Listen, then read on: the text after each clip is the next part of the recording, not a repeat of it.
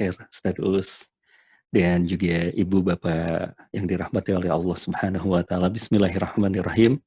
Assalamualaikum warahmatullahi wabarakatuh. Alhamdulillahilladzi arsala rasulahu bil huda wa dinil haq liyudhhira 'ala dini kullih wa kafa billahi syahida.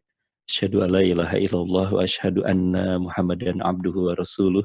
Allahumma shalli wa sallim wa barik ala Muhammad wa ala alihi wa sahbihi ajmain.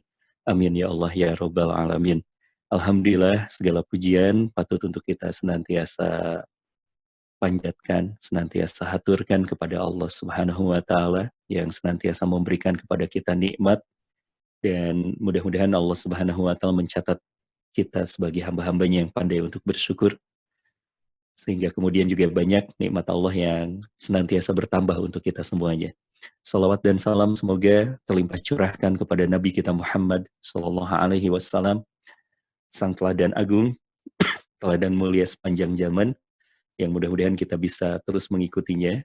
Juga salawat dan salam semoga terlimpah curahkan kepada keluarganya, kepada seluruh sahabatnya, kepada para tabi'in, tabi'ut tabi'in, dan insya Allah mudah-mudahan untuk kita semuanya umatnya yang ada di akhir zaman.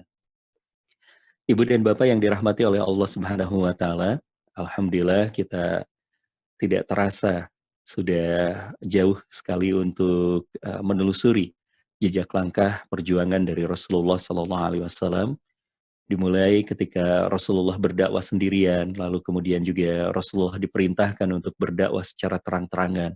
Episode dakwah di Mekah yang begitu sangat berat.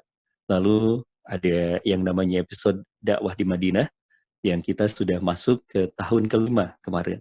Tahun kelima, yaitu tahun kelima Hijriah tersebut ditandai dengan pembersihan kota Madinah dari hal-hal yang merongrong.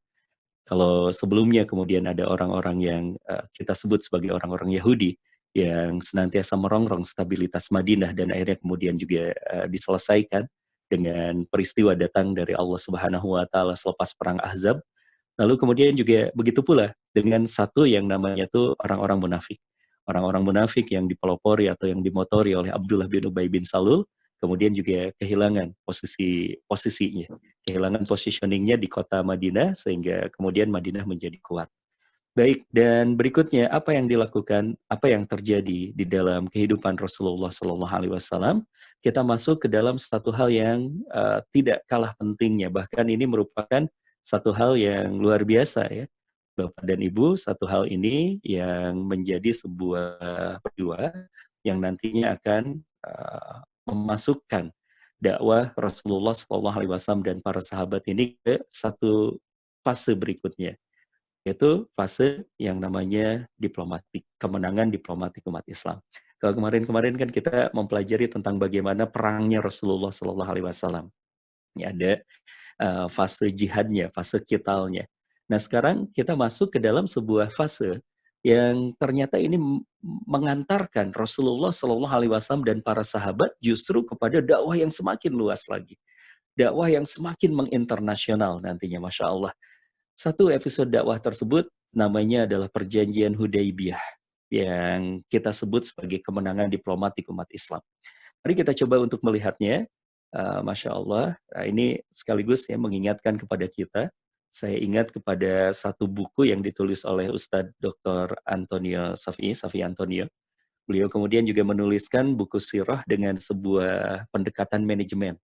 Dengan sebuah pendekatan manajemen, beliau menulis super leader, super manager. Muhammad, super leader, super manager. Nah, ini mengingatkan kepada kita bahwa kalau kita kembali tengok ke belakang tadi, bahwa kita pun menemukan, ya, kita pun menemukan bukti-bukti bahwa memang Rasulullah ini, kalau bahasanya kita mumpuni di dalam segala hal. Beliau adalah teladan yang paling baik di dalam segala hal. Ketika kita kemarin berbicara tentang satu episode perang, kita menemukan bahwa Rasulullah adalah ahli strategi yang baik. Rasulullah adalah panglima yang terbaik. Rasulullah seorang hakim yang terbaik juga. Ya. Masya Allah. Dan sekarang kita akan menemukan, kita akan melihat satu episode yang kita akan potret, ternyata Rasulullah Shallallahu Alaihi Wasallam juga adalah seorang diplomat yang ulung, diplomat yang sangat luar biasa. 6 tahun membangun kehidupan di Madinah, kita coba untuk potret terlebih dahulu. Masya Allah, setelah kemudian kemarin kita mempelajari tentang perang Ahzab yang memperkuat posisi umat Islam di kota Madinah dan juga di Jazirah Arab pada saat itu. Nah, maka kemudian Rasulullah Shallallahu Alaihi Wasallam juga para sahabat mulai ada sebuah keinginan yang lain yaitu untuk keluar dari kota Madinah. Jadi episodenya sudah berbeda, bertahan sudah selesai. Sekarang keluar dari kota Madinah. Dan yang ingin dilakukan oleh Rasulullah dan para sahabat itu adalah pergi umrah. Pergi umrah, pergi berhaji, sekaligus ini merupakan sebuah penegasan posisi dari Rasulullah dan para sahabat yang ada di kota Madinah itu, bahwa mereka sekarang sudah punya hak politik, sudah punya hak untuk kemudian juga datang ke kota Mekah untuk tidak diganggu.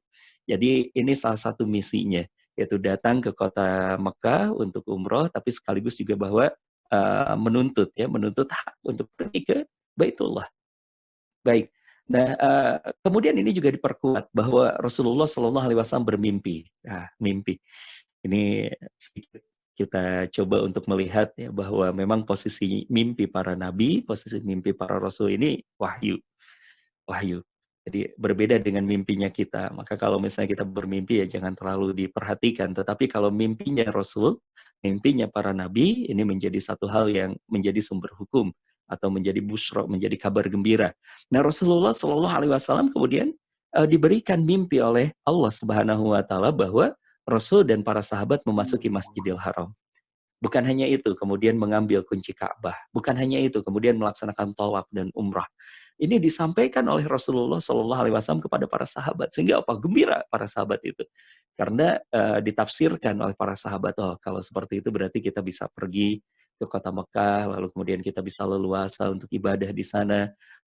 Bahkan kemudian kunci Ka'bah, oh berarti ini ada sebuah hal ya bahwa kepemimpinan agama kemudian juga akan berubah atau akan dimiliki oleh Rasulullah Shallallahu Alaihi Wasallam dan para sahabat. Nah ini yang disampaikan, suasananya betapa sangat bahagianya, sangat gembira sekali para sahabat ini ketika mendengarkan cerita bahwa Rasulullah Shallallahu Alaihi Wasallam bermimpi seperti itu. Dan kemudian ini ditindaklanjuti oleh Rasul. Rasul kemudian mengumumkan kepada para sahabat bahwa tahun ini kita akan melaksanakan umrah. Disambut oleh para sahabat, bukan hanya para sahabat, kemudian juga orang-orang Baduy di sekitaran Madinah, di pelosok-pelosok perkampungan itu, di tempat-tempat peternakan itu, mereka datang kepada Rasulullah Shallallahu Alaihi Wasallam untuk kemudian juga ikut delegasi umrah itu, ya, untuk pergi ke Baitullah ini. Sehingga kemudian juga terkumpullah ada sekitar 1.500 orang. 1.500 orang berkumpul bersama dengan Rasulullah. Rasulullah sendiri didampingi oleh Ummu Salamah, salah satu istri beliau, dan rombongan ini berangkatlah kepada sebuah misi atau pergi dengan sebuah misi untuk melaksanakan umrah pada bulan Dzulqa'dah tanggal tahun 6 Hijriah. Nah, ini peristiwanya. Peristiwanya jadi niatnya adalah untuk pergi umrah. Tapi kemudian ini pun ditafsirkan oleh orang Mekah ketika mendengarkan Rasulullah bersama dengan 1.500 orang tersebut menuju Mekah, paniklah yang namanya Mekah tersebut.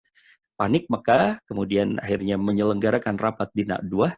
Jadi Mekah sendiri punya majelis permusyawaratan ya, Bapak dan Ibu. Jadi orang jahiliyah saja bermusyawarah. Ini kadang-kadang kita anti musyawarah, Masya Allah. Jadi orang jahiliyah pun bermusyawarah di sana.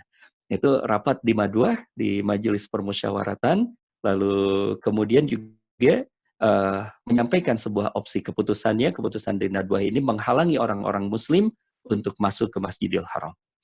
Jadi dihalangi, tidak boleh orang-orang Islam ini masuk ke Masjidil Haram. Lalu kemudian hasil dari keputusan di majelis permusyawaratan itu pun adalah mengirimkan 200 pasukan berkuda, dipimpin langsung oleh Khalid bin Walid, dikirim untuk mencegah muslimin. Masya Allah. 200 pasukan berkuda yang dipimpin oleh Khalid, tentu ini juga berat, Pak.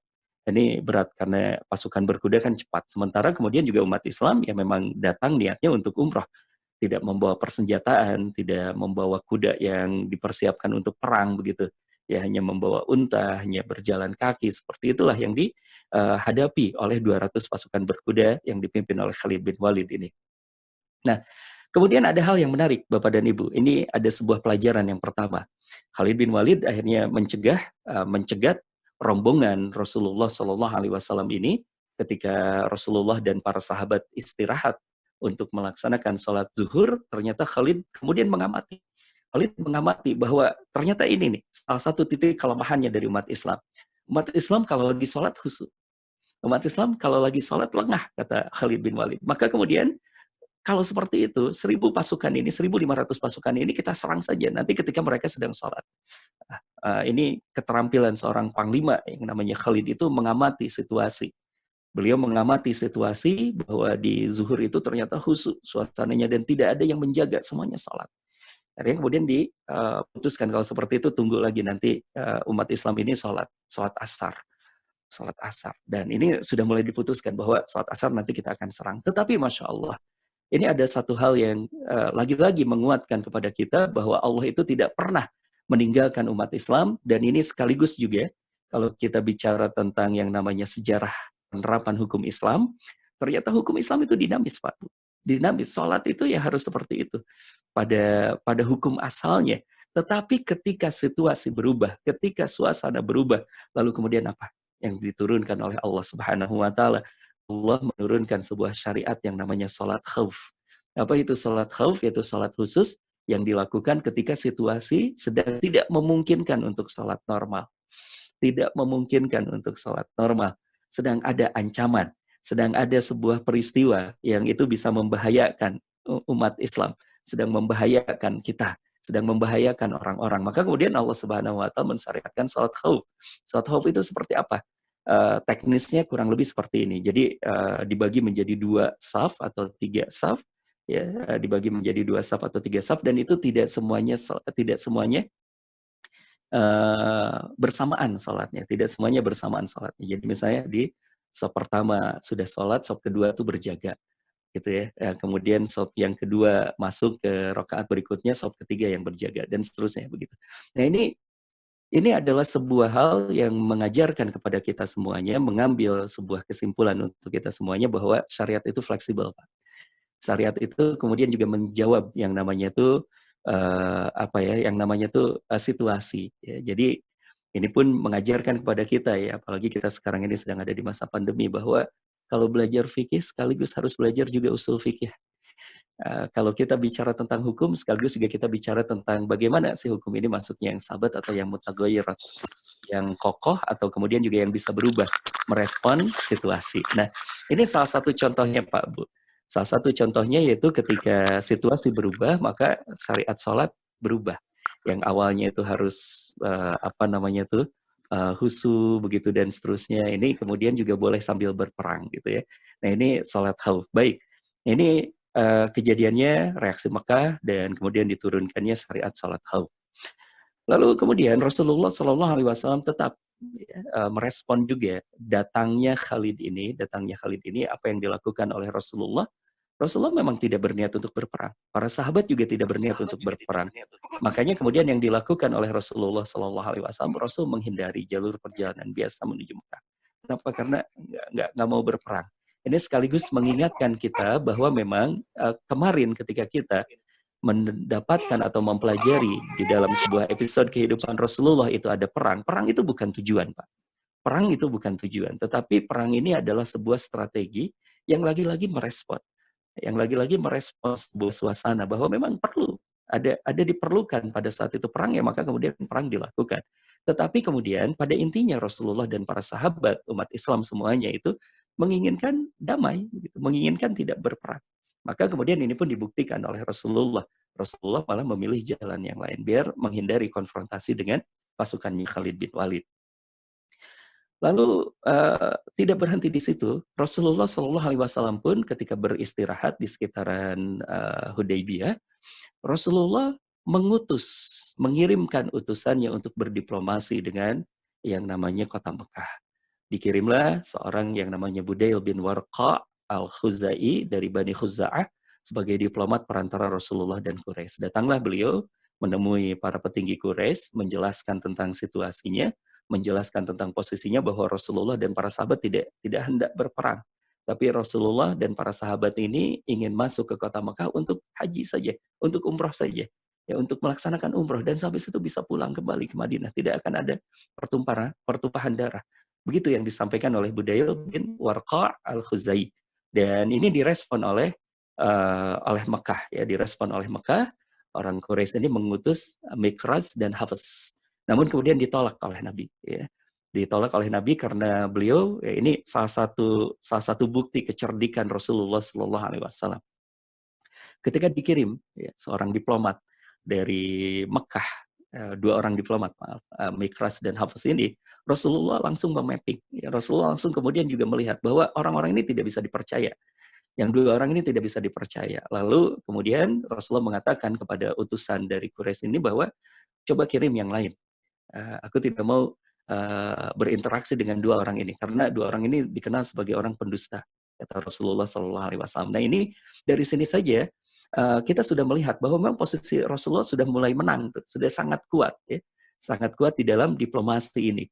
Kalau di dalam bahasa diplomasi sekarang, Rasulullah kemudian mempersona non gratakan yang namanya Mikraz dan Hafs ini, bahwa Rasulullah tidak suka dengan duta ini, tidak suka dengan diplomat ini, Masya Allah.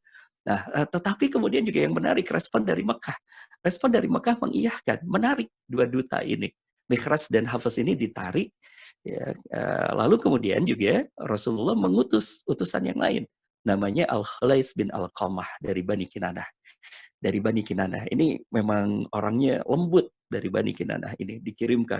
Orangnya juga adalah seorang yang gemar sekali beribadah di sekitaran Ka'bah. Meskipun ya masih menyembah Lata dan Uzza begitu. Tapi dia termasuk orang yang religius. Nah, ini juga keterampilan orang-orang Mekah yang melihat bahwa memang kalau seperti itu ya sudahlah, kirimkan orang yang memang termasuk yang soleh di kalangan Mekah.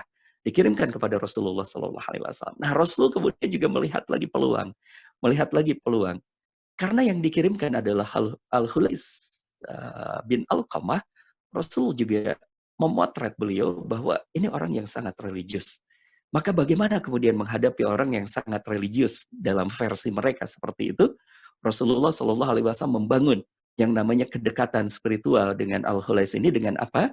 Dengan cara seperti ini, Pak Bu. Disambut oleh Rasulullah dengan cara melepaskan hewan. Kenapa? Karena Al-Hulais ini adalah orang yang senantiasa tuh bertawaf gitu ya. Meskipun tadi masih menyembah Lata dan Uzza gitu. Sering juga berkorban di depan Ka'bah itu meskipun untuk Lata dan Uzza. Nah, kemudian Rasulullah mengambil kesamaan itu, mengambil kemiripan itu. Maka kemudian Rasulullah memerintahkan kepada para sahabat untuk melepaskan hewan-hewan kurban yang sudah ditandai itu sebagai sebuah hal untuk menaklukkan hati Al-Hulais ini. Kemudian juga ketika Al-Hulais masuk ke daerah di tempat di mana Rasulullah dan para sahabat berkumpul, itu dipanggil atau disambut dengan ucapan talbiyah. Labbaik Allahumma labbaik, labbaik la syarika laka labbaik, innal hamda wan ni'mata laka wal mulk la syarika lak gitu. Wah, ini ternyata kata Hulais. Wah, kalau seperti ini yang dihadapi memang benar. Rasulullah dan para sahabat ini adalah orang yang memang memuliakan Ka'bah. Masya Allah, kena di sana. Memuliakan Ka'bah. Dan itu terkena di hatinya Hulais, karena Hulais juga termasuk yang memuliakan Ka'bah. Sekali lagi, meskipun beliau masih menyembah Lata dan Uzza. Nah, maka kemudian Hulais ini berkata, subhanallah, tidak selayaknya orang-orang seperti ini ditolak masuk Masjidil Haram. Diplomasi pertama selesai. Diplomasi pertama sudah menang. Nah, akhirnya Al-Hulais ini datanglah kepada orang-orang Quraisy, datanglah pada para petinggi Quraisy mengatakan bahwa ini tidak layak ditolak. Memang benar Muhammad dan para sahabatnya ini hanya ingin melaksanakan ibadah dan kita sudahlah tidak usah. Kemudian juga halangi mereka, apalagi kan bulan haji. Ya, sudah masuk bulan haji, di bulan Dzulqa'dah itu sudah masuk bulan haji. Dan juga kan kabilah-kabilah yang lain pun gitu datang mengunjungi Mekah tidak dilarang. Ini Muhammad dan para sahabat juga. Apa alasannya kita untuk melarang? Begitu barangkali ya yang ada di dalam benak Al-Hulais. Nah, ini diplomasi sudah mulai berhasil. Sehingga kemudian keberhasilan diplomasi yang pertama ini ditindaklanjuti oleh Rasulullah Shallallahu Alaihi Wasallam. Ya meskipun kemudian juga ada gejolak, ya, ada gejolak di kalangan para pemuda. Ini sudah melihat nih gelagat, wah kalau seperti ini para petinggi ini akan memilih jalan damai dan mempersilahkan Muhammad dan para sahabatnya untuk masuk. Akhirnya melakukan provokasi, tapi tidak berhasil, gagal. Para pemuda ini gagal untuk melakukan provokasi, meskipun kemudian mereka melakukan penyusupan, ya, melakukan penyusupan di kalangan para sahabat Nabi untuk mengobarkan peperangan, tapi tidak berhasil. Masya Allah. Dan akhirnya kemudian apa yang dilakukan oleh Rasulullah Sallallahu Alaihi Wasallam, Rasulullah selepas ini menindaklanjuti diplomasi berikutnya dengan mengirimkan Utsman bin Affan radhiyallahu anhu diutus sebagai duta ke pihak Quraisy. Nah, dari penunjukan Utsman bin Affan ini juga terlihat lagi, Pak, bagaimana kemudian juga kejernihan, kecerdikan, kecerdasan Rasulullah Sallallahu Alaihi Wasallam dan para sahabatnya. Para sahabatnya juga cerdik, cerdas sekali. Ya, termasuk Umar di sana, termasuk Utsman di sana, termasuk para sahabat yang mendampingi Rasulullah Sallallahu Alaihi Wasallam, karena ada proses dialog. Ada proses dialog penunjukan Utsman bin Affan sebagai duta untuk berikutnya, untuk diplomasi berikutnya setelah Al-Hulais kemudian melihat niat baik Rasulullah Sallallahu Alaihi Wasallam dan para sahabat. Awalnya diminta Umar untuk pergi itu. Rasulullah menunjuk Umar. Tapi kemudian Umar dengan kecerdikannya berkata, ya Rasulullah, tidak seorang sanak keluargaku dari Bani Ka'ab ada di Mekah. Yang jika aku disiksa kemudian mereka bisa marah. Nggak ada. Ya Rasulullah, posisiku di Mekah lemah. Kata Umar bin Khattab. Nah, ini kecerdikannya Umar bin Khattab. Bahwa diplomasi ini perlu ada garansi. Perlu ada suaka terlebih dahulu. Perlu ada kekuatan terlebih dahulu. Lalu kemudian Umar berkata, kalau seperti itu utus saja Utsman. Karena sanak keluarganya di sana kuat. Gitu ya. Sanak keluarganya kuat. Maka kemudian tidak mungkin disiksa lah Utsman itu. Tidak mungkin disiksa. Kalaupun kemudian masuk ke kota Mekah itu. Nah, ini sebuah saran dari Umar bin Khattab yang kelak nanti kalau kita mempelajari sejarahnya Umar bin Khattab ini orang yang begitu sangat istimewa di kalangan para sahabat Nabi Shallallahu Alaihi Wasallam. Nah, akhirnya Utsman diutus dengan sebuah pesan, disampaikanlah oleh Rasulullah, sampaikan kepada mereka orang-orang Quraisy, kita tidak ingin berperang, hanya ingin melakukan umrah. Dan kemudian yang ketiga, serulah mereka masuk ke dalam Islam. Masya Allah. Ini salah satu tujuan dari diplomasi sudah mulai ditancapkan. Bahwa memang diplomasi itu bukan hanya kemudian juga mencari damai, tapi tetap untuk menyampaikan Islam. Engkau masuk ke kota Mekah, sampaikan bahwa kami tidak akan berperang, kami hanya ingin umroh, dan tetap seru mereka untuk masuk ke dalam Islam. Masya Allah. Ini misi dakwah di dalam politik, di dalam diplomasi tetap harus ada. Itu penegasan dari Rasulullah kepada Utsman bin Affan. Dan betul ya, ternyata sarannya dari Umar bin Khattab itu betul. Terbukti Utsman bahkan disambut oleh Abbad bin Sa'ad bin Al-Ash, bahkan kemudian mendapatkan namanya suak. Ya, dikawal masuk ke kota Mekah. Utsman berdiplomasi dengan petinggi Quraisy dalam waktu cukup lama nih ya. Karena mungkin banyak sekali hal-hal yang alot ya dibicarakan dengan para petinggi Quraisy itu. Tapi kemudian Masya Allah, Masya Allah. Masya Allah. Ini di dalam hal yang semacam ini beredarlah sebuah kabar di kalangan para sahabat, yaitu beredar isu bahwa Utsman bin Affan terbunuh. Yang ini kemudian direspon oleh Rasulullah dan para sahabat, di mana kemudian Rasulullah dan para sahabat mengadakan yang namanya Bai'atur Ridwan. Janji setia di bawah pohon. Apa isinya? Kita coba untuk melihat, memotret dari Yazid ibnu Abu Ubaid. Dia berkata, aku berkata, bertanya tentang apa isi baiat kalian kepada Nabi di hari Hudaybiyah.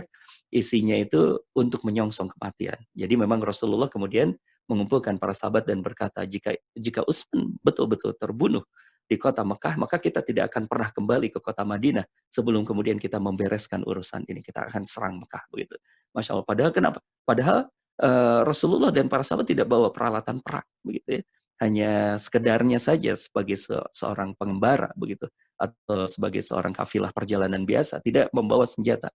Dan ini luar biasa sekali. Baiat ini satu hal yang lalu dipotret oleh Allah Subhanahu wa taala, kita bisa membacanya di dalam Al-Qur'an surat Al-Fat ayat ke-18, yang di dalam surat Al-Fat ayat ke-18 ini Allah Subhanahu wa taala memuji orang-orang yang berjanji setia di bawah pohon itu, yang sekaligus mengabarkan bahwa sebentar lagi dengan kasus yang seperti ini Allah Subhanahu wa taala akan menurunkan, akan memberikan kemenangan yang dekat waktunya. Masya Allah. Laqad radiyallahu 'anil mu'minin idh yubayyi'unaka tahta syajarat fa'alima ma fi qulubihim fa'anzalas sakinata 'alaihim. Kemudian dilanjutkan di ujungnya tuh, wa atsabahum fathan qariba. Akan dekat ya, kemenangan sebentar lagi akan menyongsong kemenangan ini. Dikabarkan oleh Allah Subhanahu wa taala bahwa situasi beredarnya tadi itu ya, beredarnya isu Utsman terbunuh, lalu kemudian seluruh umat Islam yang mendampingi Rasulullah kemudian sudah berjanji untuk tadi menyongsong kematian. Kata Allah Subhanahu wa taala, sebentar lagi kemenangan akan dekat, fathan qariba. Baik. Nah, akhirnya apa? Alhamdulillah, sebelum kemudian juga Rasulullah dan para sahabat ini menyerang Mekah, Utsman kembali. Utsman kembali bahkan didampingi yang namanya Suhail bin Amr untuk berunding. Suhail bin Amr untuk berunding, maka lahirlah perjanjian Hudaibiyah. Nah, satu inti yang akan kita bahas hari ini, yaitu lahirnya perjanjian Hudaibiyah. Apa saja klausulnya perjanjian Hudaibiyah ini dan apa keuntungannya bagi umat Islam? Ya, perjanjian Hudaibiyah ini ada 4 klausul. Yang pertama, ini klausul yang disesali, ya, klausul yang kemudian juga membuat Umar murung, membuat umat Islam yang lainnya, para sahabat yang lainnya kemudian juga terasa begitu sedih. Karena poin yang pertama ini, Rasulullah harus pulang tahun ini. Tidak boleh masuk ke Mekah. Tidak boleh masuk ke Mekah tahun ini. Tapi kemudian ada satu poin, ada satu klausul di dalam poin ini, yaitu tahun depan umat Islam boleh. Tahun haji berikutnya umat Islam boleh masuk ke Masjidil Haram. Dan nanti sudah diatur juga bahwa 3 hari ada di Mekah. Dan Quraisy tidak boleh mengganggu. Quraisy tidak boleh mengganggu. Jadi ini izinnya izin resmi. Sebenarnya kalau misalnya kita melihat dari klausul yang pertama ini pun, ini sudah kemenangan diplomasi yang begitu sangat luar biasa. Ya, tetapi kemudian tidak terbaca oleh para sahabat pada saat itu. Kenapa? Karena para sahabat terngiang-ngiangnya itu adalah ucapan mimpinya Rasul, bahwa Rasul masuk ke kota Mekah dan para sahabat pun masuk ke kota Mekah. Sehingga kemudian Umar bin Khattab itu datang kepada Rasulullah Shallallahu Alaihi Wasallam bertanya, ya Rasul, bukankah engkau bermimpi bahwa masuk ke untuk haji, untuk umrah, masuk ke Masjidil Haram? Ya, Rasulullah kemudian menjawab, ya, aku bermimpi tentang hal tersebut. Tapi kemudian kata Rasulullah, bukankah aku tidak berkata harus tahun ini? Masya Allah. Bukankah aku tidak berkata harus tahun ini? Itu yang disampaikan oleh Rasulullah Shallallahu Alaihi Wasallam dan diiyakan oleh Abu Bakar As-Siddiq. Tetapi kemudian Umar masih belum puas dengan satu penjelasan dari Rasulullah Shallallahu Alaihi Wasallam. Bahkan kemudian juga para sahabat yang lainnya pun tidak mau, ya, tidak bisa dikatakan sedih lah mendengarkan hal tersebut. Bahkan ketika Rasulullah Shallallahu Alaihi Wasallam akhirnya memerintahkan, baik kalau seperti itu kita patuhi. Poin yang pertama ini kita akan kembali ke Mekah. Para sahabat pada saat itu berkata kepada Rasulullah, tapi Rasulullah, kita sudah berniat untuk umrah. Kita berniat untuk umrah. Kita sudah pakai kain ihram ini. Apa yang harus kita lakukan? Kata Rasulullah, baik kalau seperti itu, mari kita tahallul, mari kita sembelih hewan kurban ini dan kita kembali ke Madinah. Kita kembali ke Madinah. Awalnya tidak dituruti itu. Awalnya tidak dituruti. Kenapa? Karena kita belum melakukan umrah begitu. Tapi kemudian Rasulullah Shallallahu Alaihi Wasallam juga sempat bersedih pada saat itu, lalu mendapatkan sebuah usul dari Ummu Salamah, seorang istri dari Nabi Shallallahu Alaihi Wasallam. Kata Ummu Salamah, ya Rasulullah, jika sahabatmu itu berat untuk mengikutimu, maka sudahlah, jangan terlalu banyak bicara, engkau pergilah ke tengah-tengah mereka, engkau lakukan tahallul dan sembelihlah kurban, kau sembelihlah kurban dan kau tahallul. Niscaya para sahabatmu akan mengikuti. Nah, ini saran dari Ummu Salamah. Ini mengingatkan kepada kita, Pak Bu, di posisi-posisi sulit dalam dakwah, peran istri ini penting. Peran istri ini penting, ya. Istri menguatkan suaminya, istri kemudian juga mendukung dakwah suaminya, Masya Allah. Keluarga ini penting sekali. Nah, ini juga dibuktikan dengan perannya Ummu Salamah. Perannya Ummu Salamah. Ummu Salamah mengusulkan seperti itu dan dilakukan oleh Rasulullah. Rasulullah ke tengah-tengah para sahabat, menyembelih hewan kurbannya, lalu kemudian melakukan tahallul. Akhirnya apa? Diikuti oleh para sahabat. Diikuti karena Rasul sudah mencontohkan. Apapun, sesedih apapun, kalau Rasul sudah mencontohkan, maka mereka kemudian melakukan sami'na wa ata'na. Ini poin yang pertama. Nah, ini poin sangat penting juga ya, karena berarti kan sebenarnya eksistensi Madinah sudah diakui. Eksistensi Madinah sudah diakui dan ada sebuah kesempatan yang akan diraih atau bisa dilakukan, yaitu pergi umroh dan haji di tahun depan. Di tahun depan. Ini poin yang pertama. Poin yang kedua, yang tidak kalah pentingnya, dan ini nanti akan mengantarkan dakwahnya Rasulullah dan para sahabat ke episode yang berikutnya, yaitu masa gencatan senjata. Dikatakan di klausul yang kedua ini, gencatan senjata selama 10 tahun. 10 tahun gencatan senjata. Ini membahagiakan buat Rasulullah Shallallahu Alaihi Wasallam. 6 tahun waktu pas awal hijrah itu diwarnai dengan konfrontasi. Diwarnai dengan konfrontasi dengan Mekah. Tapi sekarang ada sebuah klausul gencatan senjata selama 10 tahun. Masya Allah. Dan ini diiyahkan oleh Rasulullah Shallallahu Alaihi Wasallam. Dan ini sekaligus memperkokoh posisinya Madinah kembali. Ya. 10 tahun berarti tidak diserang lagi. Dan ini kesempatan nanti Rasulullah untuk membenahi dakwah, membenahi struktur di Madinah. Kemudian juga nanti di episode berikutnya insya Allah Rasulullah malah kemudian memperluas dakwah, ya, mengirimkan utusan-utusannya ke Persia, ke Romawi, ke negeri-negeri yang jauh begitu. Diutus, ya. Bahkan kalau misalnya kita membaca di dalam buku sejarah Islam yang lebih luas lagi, kita akan menemukan ternyata bahwa di tahun inilah ya para sahabat Nabi, utusan dari Nabi ini sampai juga ke negeri-negeri kita di Nusantara. Ya, sampai di Barus di daerah Sulawesi begitu. Ini masuk ke sana ya. Kemudian juga masuk ke tanah Jawa begitu. Ini di tahun-tahun ini. Di tahun-tahun ini meskipun memang ada sebagian ahli sejarah mengatakan bahwa Islam masuk di eranya para pedagang Gujarat ya, India. Tapi kemudian juga kita menemukan banyak bukti juga, para sejarawan yang lainnya menemukan banyak bukti, termasuk juga Masya Allah ya, Profesor Mansur Surya Negara itu mengatakan bahwa justru pada era inilah kemudian juga dakwah ini sampai ke negeri-negeri kita, ke negeri-negeri yang ada di Nusantara ini. Ya, ini dimanfaatkan dari masa Hudaybiyah ini. Gencatan senjata selama 10 tahun. Nanti insya Allah di episode berikutnya itu tentang pengiriman delegasi-delegasi. Kita akan pelajari secara lebih detail lagi dan apa klausulnya ketika Rasulullah mengirimkan utusan ke Persia, ke Romawi, sampai ke negeri-negeri jauh. Ya. Baik, itu yang menjadi klausul yang kedua, gencatan senjata. Ini sekaligus menguatkan kepada kita bahwa memang jika ada mereka ini menginginkan perdamaian, maka umat Islam juga bukan orang yang gemar berperang, gitu ya. Mereka menawarkan perdamaian, maka akan diiyakan oleh kita sebagai bagian dari umat Islam ini. Gencatan senjata selama 10 tahun. Yang berikutnya, yang menarik lagi, klausul nomor 3, Ibu dan Bapak. Apa klausul nomor 3-nya? Coba mari kita lihat. Ini yang, Masya Allah ya, Suhail ini merupakan utusan dari Mekah ini kecolongan di poin ketiga sebenarnya. Mari kita coba lihat klausulnya. Barang siapa ingin bergabung dengan pihak Muhammad dan perjanjiannya, maka boleh melakukannya. Satu, berarti memang posisinya ini jadi setara dengan Mekah gitu ya. Posisinya setara nih Madinah ini sekarang dengan Mekah. Punya sebuah kedaulatan. Punya sebuah kedaulatan. Ini sama saja dengan pengakuan kedaulatan Madinah begitu. Barang siapa ingin bergabung dengan pihak Muhammad dan perjanjiannya, maka boleh melakukannya.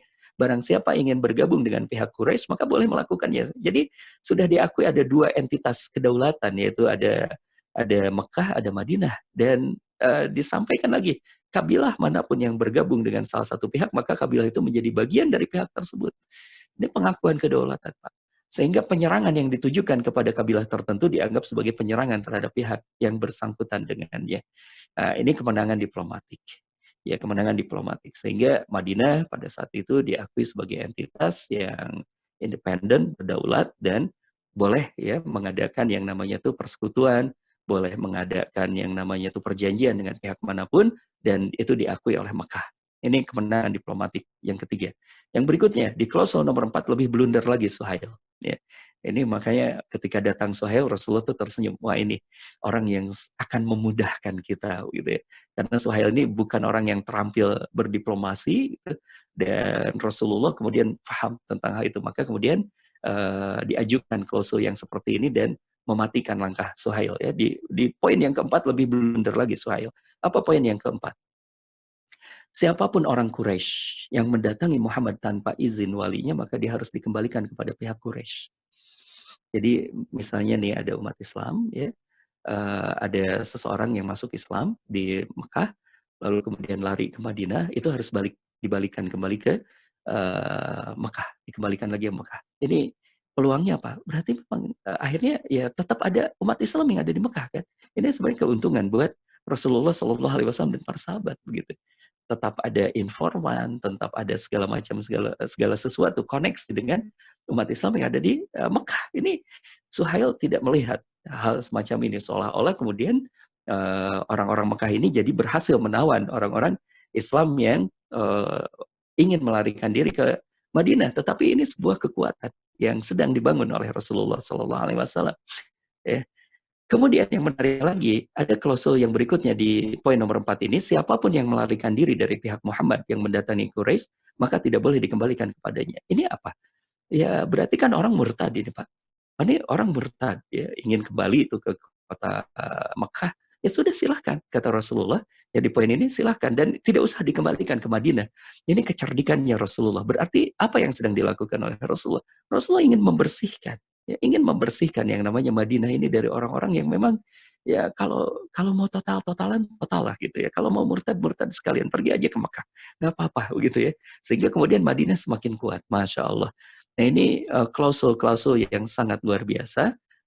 Empat klausul ini yang kemudian mengokohkan posisinya Rasulullah dan para sahabat.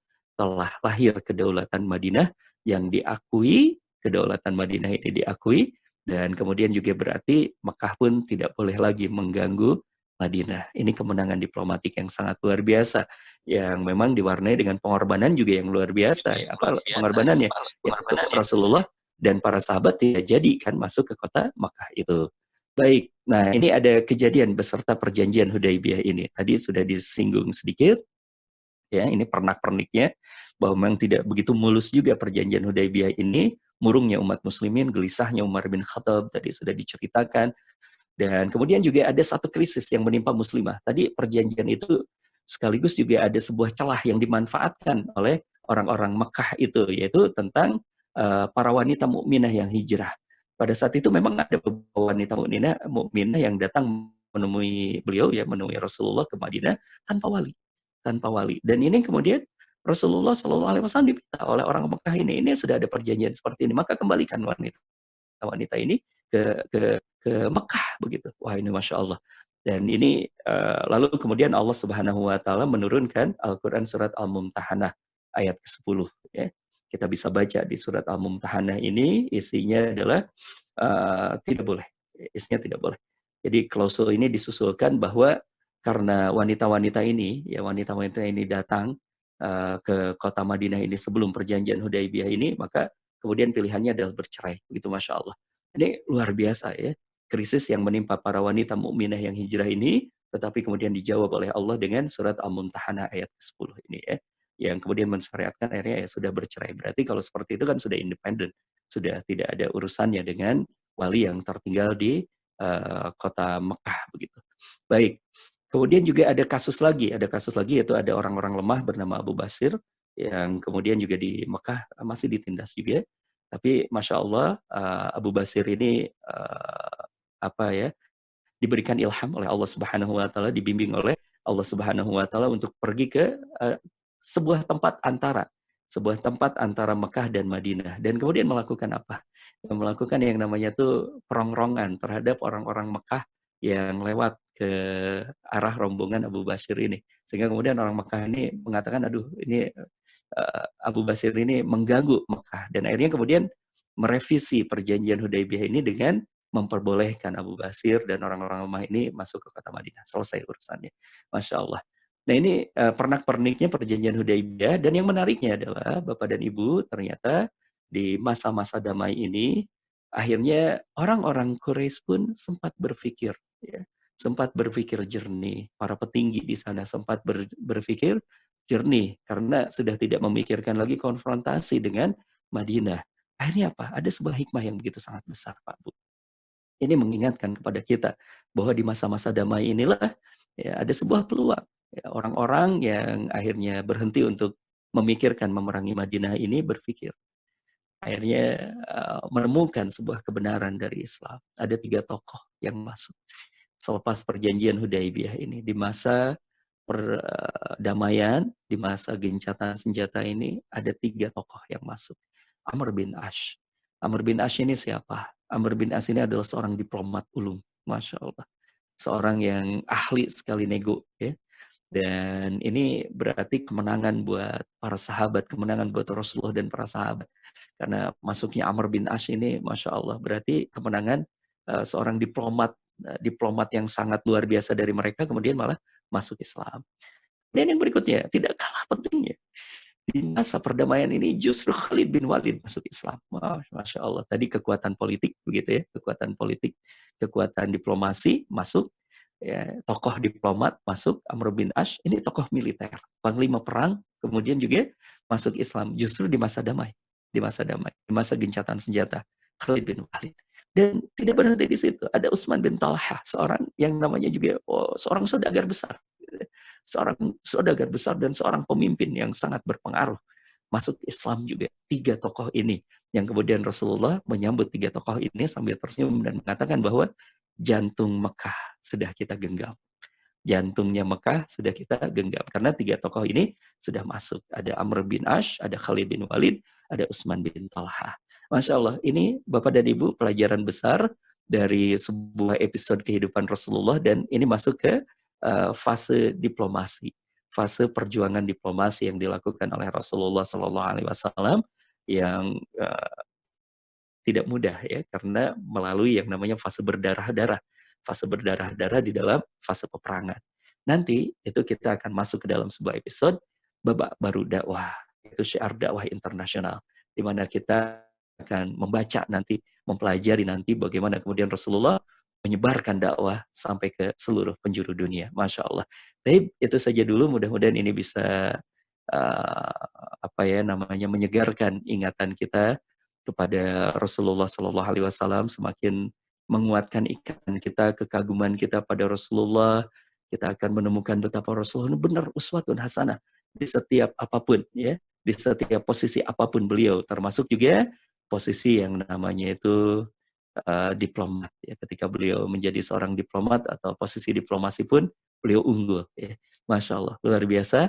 Mudah-mudahan ini semakin memberikan kecintaan kita pada Rasulullah, dan mudah-mudahan ini pun menjadi inspirasi untuk kita bagaimana menghadapi berbagai episode kehidupan kita dan episode kehidupan umat Islam ini. Barakallahu fikum jami'an. Mudah-mudahan bermanfaat. Barangkali itu saja dulu. Saya kembalikan kepada Ustadz Us untuk kita berdiskusi. Silahkan Ustadz. Baik, alhamdulillah, jazakallahu khair. Bapak Ibu yang dimuliakan Allah, tadi sudah kita dengarkan pemaparan dari Ustadz Agus Al-Muhajir tentang bagaimana Rasulullah mengawali membangun kota Madinah, ya. Dan insya Allah kita sampai pada sesi tanya jawab. Jadi bagi Bapak Ibu yang ingin bertanya atau ingin menyampaikan pertanyaan atau komentar, dipersilahkan. Saya buka untuk sesi pertama, barangkali silahkan yang ingin bertanya bisa melalui chat atau bisa langsung mengaktifkan audionya. Baik, silahkan Bapak Ibu yang akan bertanya langsung saja mengaktifkan audionya. Silahkan. Assalamualaikum Pak Ustadz. Waalaikumsalam warahmatullahi wabarakatuh. Terima kasih Pak Ustadz kesempatannya. Kami mau menanyakan Pak Ustadz, tadi disebutkan bahwa zaman perang Nabi dulu sholat dibagi 2, ya. Salah satunya adalah sholat khauf, ya. Tapi waktu itu zaman perang dan zaman yang sangat membahayakan. Apakah syariat tadi itu masih berlaku sampai sekarang dalam kondisi yang biasa, namun terjadi agak khawatir terhadap lingkungan dalam sebuah kelompok, misalnya sedang ada anak kecil yang tidak bisa ditinggal, kemudian kita melakukan sholat yang salah satunya sholat khauf dibagi 2, yaitu satu menjaga, satu ini. Ataupun dalam keadaan yang perang pun mungkin, atau perang yang perang bukan membela agama tapi perang ini. Jadi maksud saya dalam kondisi saat yang terkini ini masih berlaku syariat itu, sholat itu terjadi bagi 2. Itu yang pertama. Kemudian yang kedua tentang mimpi. Mimpi zaman Nabi adalah wahyu atau petunjuk yang diberikan Allah kepada Nabi. Zaman sekarang di dalam literatur disebutkan bahwa menurut Islam ada mimpi-mimpi yang terjadi seperti ini bla bla bla yang artinya begini-begini. Namun dikatakan bahwa mimpi itu bisa dari gangguan setan ataupun mimpi sebenarnya. Faktanya di dalam masyarakat bahwa diyakini seseorang atau sebagian orang bahwa misalnya mimpi-mimpi seperti ini, misalnya mimpi taruhlah misalnya mimpi giginya patah, itu mungkin ada satu keluarga yang akan meninggal atau apa, dan itu faktanya memang benar. Kemudian mimpi misalnya naik ke gunung, kemudian ada mendapatkan air yang jernih atau mengalir, itu akan mendapatkan sesuatu keberuntungan atau kebahagiaan yang bagus. Itu pun saya juga mengalami 50 tahun yang lalu seperti itu misalnya. Nah, saya mohon Pak Ustadz bisa memberikan penjelasan bahwa apakah mimpi ini memang benar-benar ada mimpi yang berarti mimpi benar atau mimpi dan gangguan setan. Bagaimana perbedaannya? Itu mungkin Pak Ustadz mohon dijelaskan. Terima kasih. Wassalamualaikum warahmatullahi wabarakatuh. Waalaikumsalam warahmatullahi wabarakatuh. Ustaz Uus izin langsung jawab ya Ustaz ya. Baik, alhamdulillah. Yang pertama adalah berkenaan dengan sholat khauf itu sendiri. Memang sholat khauf itu kalau secara teknisnya sambil perang juga Pak. Jadi ada beberapa kondisi ya di mana para sahabat kemudian juga pernah, atau kemudian generasi yang berikutnya itu pernah sambil mengayunkan pedang gitu ya, sambil perang gitu. Itu luar biasa di sholat khauf ini, dan ini mengingatkan kepada kita bahwa memang sekali lagi ya agama ini ya ada hal-hal yang fleksibelnya ya, termasuk syariat ini menjawab yang namanya situasi begitu, menjawab sebuah suasana. Nah, bagaimana dengan sekarang? Apakah sholat khauf ini masih berlaku, masih diperlakukan seperti itu? Di beberapa kondisi masih, Pak. Di beberapa kondisi masih. Misalnya ketika ada tentara yang misalnya ya tentara dikirimkan, misalnya tentara Indonesia Pak, TNI misalnya. TNI dikirimkan ke sebuah daerah, misalnya ke Papua, misalnya dikirim di Papua, dan kondisinya sedang genting sekarang, misal. Nah, maka kemudian sholat itu boleh diberlakukan, apalagi ketika sedang patroli, begitu, sedang patroli dan tidak boleh lengah sedikit pun, maka boleh dilakukan hal yang semacam itu, sholat khauf. Ya. Itu yang diperlakukan. Kemudian juga yang hampir mirip, tetapi kemudian tadi ini kondisinya agak sedikit berbeda, bukan dalam peperangan. Tapi kemudian kita perlu untuk mengadakan perlindungan ya, misalnya ada anak, ada segala macam gitu. Kita bisa melihat, betul Pak, kita bisa melihat salah satu prakteknya di Masjidil Haram misalnya. Di Masjidil Haram itu para askar itu tidak bareng sholatnya. Para askar itu tidak bareng kan Pak, sholatnya itu. Jadi mereka ada yang mengawal imamnya dulu, ada yang bertugas dulu, dan nanti selepas itu kemudian mereka bergantian untuk sholat. Jadi ini masih bisa dilakukan, tapi dengan tadi sebuah penugasan ya, bahwa yang melakukan ini askar. Jadi yang melakukan ini adalah para petugas yang memang ditugaskan untuk hal tersebut agar menjamin keamanan. Jadi masih bisa sefleksibel itu. Nah, kalau di rumah seperti apa? Kalau di rumah seperti apa misalnya, atau di masjid seperti apa? Ini bisa kemudian juga ada hal-hal yang bisa kita atur untuk ditugaskan. Kalau di rumah sih mudah ya. Kalau di rumah kan istri tidak seorang wanita itu tidak harus dalam satu waktu, tidak berjamaah di masjid begitu, tidak harus seperti itu. Jadi bisa diatur waktunya kalau di rumah. Tapi kalau di masjid nanti bisa ditugaskan askar atau petugas untuk hal itu, yang petugas ini kemudian juga nanti bisa menyusul salat secara bergantian, atau misalnya setelah salat berjamaah para askar ini bisa. Ya, itu dipraktekkan juga salah satunya Pak di Masjid Istiqomah misalnya ya, Masya Allah.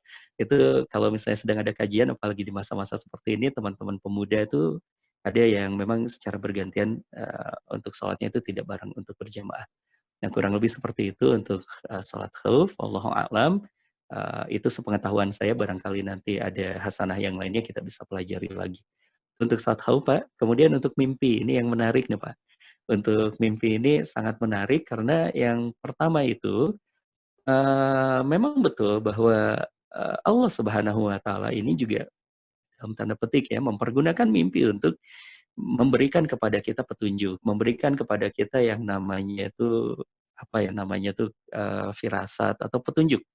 Bisa juga menghadirkan mimpi itu. Salah satunya kan kalau kita sholat istiqoroh, kalau kita sholat istiqoroh kan salah satu petunjuknya datangnya lewat apa? Lewat mimpi kan, salah satunya. Tapi kemudian juga perlu untuk kita bentengi di tengah masyarakat ini bahwa kalau kita bicara tentang mimpi, yang namanya mimpinya kita sebagai orang yang bukan maksum, sebagai orang yang bukan nabi dan rasul, maka ini tidak bisa dijadikan hukum. Ya, ini bahasa batasannya Pak, tidak bisa dijadikan hukum dan tidak bisa digeneralisir, tidak bisa berlaku secara umum. Ini yang kadang-kadang dilanggar. Kadang-kadang dilanggar ya. Kadang-kadang dilanggar ketika misalnya itu kita mendapatkan salah satu mimpi. Misalnya ada orang soleh yang bermimpi. Orang soleh ini bermimpi lalu kemudian benar mimpinya tersebut. Nah, sebenarnya salah satu kaidahnya itu tidak usah terlalu banyak diceritakan kepada orang lain. Ya. Nikmati saja bahwa itu adalah sebuah bagian dari bimbingan dari Allah Subhanahu wa taala. Kenapa? Karena khawatirnya nanti dianggapnya kaidah umum. Dan khawatirnya lagi akhirnya kemudian ya, wah ini orang ini punya karomah nih dari Allah gitu. Lalu kemudian orang ini dikultuskan ya, sehingga kemudian apapun yang dibicarakan, apapun yang disampaikan orang tersebut dianggaplah sebagai hukum. Hatta ketika berseberangan dengan yang namanya syariat. Nah, ini yang berbahaya. Disitulah timbul yang namanya gulu, berlebihan kepada orang. Sehingga kemudian misalnya adalah syariat-syariat baru, kenapa diputuskan lewat mimpi tersebut, bahwa misalnya ya, nauzubillah ini mimpi ekstrimnya seperti ini. Ada orang soleh yang akhirnya kemudian juga dikultuskan seperti itu, lalu dia bermimpi bahwa saya sudah diperintahkan untuk tidak sholat misalnya gitu ya, bahwa saya ini sudah masuk ke makomnya yang namanya makom ma'rifat, bahwa kemudian saya ini sudah bersatu dengan Allah gitu. Masya Allah, nauzubillah min dalik. Ada Pak, saya dengar juga orang yang berkata seperti itu. Lalu kemudian dia berkata, maka untuk itu sholat buat saya sudah tidak wajib lagi. Nah, kalau seperti itu berarti dia sudah sudah merubah syariat dan itu sudah batil, itu sudah bisikan setan pasti, sudah bisikan setan. Jadi berhati-hati dengan yang namanya mimpi, betul bahwa Allah juga mempergunakan mimpi itu sebagai saluran untuk memberikan yang namanya petunjuk kepada kita sebagai orang yang biasa ini, diantaranya ketika kita sholat istiqoroh, salah satunya kan bisa petunjuknya seperti itu. Bahkan kalau misalnya kita lihat juga, ya ada kan ya, seorang ulama besar itu bahkan mengeluarkan sebuah buku yang namanya itu tafsir mimpi, ya, Ibnu Sirin kemudian mengeluarkan yang namanya tafsir mimpi itu. Dan itu tafsir mimpi, tapi kalau misalnya Bapak dan Ibu baca di sana di tafsir mimpi itu, semuanya adalah sesuatu yang tidak menyentuh hukum. Jadi kalau sudah masuk ke hukum, ya itu sudah tidak dibahas oleh Ibnu Sirin. Jadi batasannya di situ jelas sekali apa yang dikatakan bahwa kita khawatirnya adalah bisikan setan. Kalau bisikan setan biasanya nuansanya seperti itu, Pak. Nuansanya adalah merubah hukum. Ya, nuansanya merubah hukum. Seperti ada orang tadi, contoh kasusnya, orang tersebut bermimpi bahwa saya sudah tidak lagi wajib sholat. Nah, kalau seperti itu pasti jelas lah. Itu bimbingan setan gitu ya. Itu petunjuknya setan atau godaannya setan. Tapi kalau misalnya sesuatu yang kita bermimpi, kok ini berulang-ulang begitu ya. Lalu pas kita rujuk kepada tafsir mimpinya Ibnu Sirin, ternyata dijelaskan di sana takwil mimpi karena ada seorang rasul yang punya kemampuan takwil mimpi. Siapa? Yusuf alaihissalam. Beliau menakwilkan sesuatu yang ada di dalam mimpi. Dan ini yang kemudian dirujuk oleh Ibnu Sirin. Wallahu a'lam. Tapi sekali lagi Pak, kita berhati-hati dengan ini semuanya dan batasannya di situ. Kalau mimpinya sudah merubah kepada syariat, ini bisa dipastikan bahwa ini adalah godaan dari setan dan bisikan dari setan. Wallahu a'lam, kurang lebih seperti itu. Baik, alhamdulillah. Satu penanya lagi barangkali sebelum kita akhiri ke majelis ini. Assalamualaikum, Pak Ustaz. Waalaikumsalam warahmatullahi wabarakatuh. Kalau mendengar sirah Nabi Muhammad Rasulullah kita ini, memang saya melihat kata kuncinya adalah kecerdasan, strategi, diplomasi, dan keputusan yang dibuat oleh Rasulullah adalah berdasarkan suatu musyawarah yang harus ditaati bersama, meskipun itu mungkin ada yang tidak suka gitu Pak Ustadz. Cuman kalau kita melihat kondisi kita bernegara gitu Pak Ustadz, kan kita punya undang-undang gitu ya, undang-undang positif ya, yang harusnya mungkin para pendakwah juga harusnya memahami itu tentang undang-undang itu gitu loh Pak Ustadz, sehingga tidak terjebak dengan suatu pelanggaran misalnya seperti itu. Jadi artinya memang untuk berdakwah ini juga perlu strategi, kecerdasan, dan diplomasi yang baik gitu Pak Ustadz. Gimana kira-kira Pak Ustadz untuk kondisi kita bernegara sekarang bagi para pendakwah gitu Pak Ustadz? Assalamualaikum Pak Ustadz, itu aja. Waalaikumsalam warahmatullahi wabarakatuh Pak Ghazali. Izin langsung jawab lagi ya Ustadz ya, Masya Allah. Nah, Alhamdulillah Bapak dan Ibu, makanya kita di dalam Islam ini nanti kalau kita pintu masuknya dari sirah, kita akan belajar juga yang namanya siasah. Apa itu siasah? Siasah itu berasal dari bahasa Arab. Ya, sais. Sais itu berarti seperti kita mengendalikan kuda. Mengendalikan kuda. Nah, apa yang dimaksud dengan siasah itu adalah kita mengendalikan sesuatu. Nah, Islam ini juga mengenal tentang hal tersebut. Jadi, mengendalikan itu kan seperti layaknya sebuah logika mengendara. Kita bisa tahu ada waktunya ngegas, ada waktunya nahan, ada waktunya pelan-pelan, ada waktunya gerak cepat gitu ya. Ada waktunya memutar, ada waktunya menabrak gitu. Nah, ini sais. Nah, ini siasah. Maka untuk itu sepakat, Pak. Saya sangat bersepakat bahwa kita memang harus cerdik di dalam siasah ini. Kita harus belajar tentang siasah. Makanya kalau kita bahkan ya sekaliber ulama yang namanya Ibnu Taimiyah itu sampai mengeluarkan atau menuliskan satu kitab yang namanya Siasah Syariah. Itu Siasah Syariah disarah oleh Syekh Utsaimin. Jadi artinya umat Islam itu tidak boleh buta dengan politik gitu. Tidak boleh buta dengan yang namanya strategi, tidak boleh buta dengan yang namanya siasah. Karena kebenaran tanpa siasah ini juga akan hancur begitu Pak.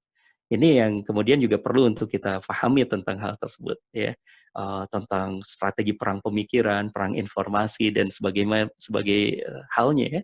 Yang lainnya termasuk ketika kemudian juga kita bersentuhan dengan sebuah negeri, dengan sebuah pemerintahan yang pemerintahan ini tidak 100% kita kendalikan gitu ya. Tidak 100% umat Islam kendalikan kondisinya misalnya di negeri kita kan tidak 100% kita mengendalikan hal ini.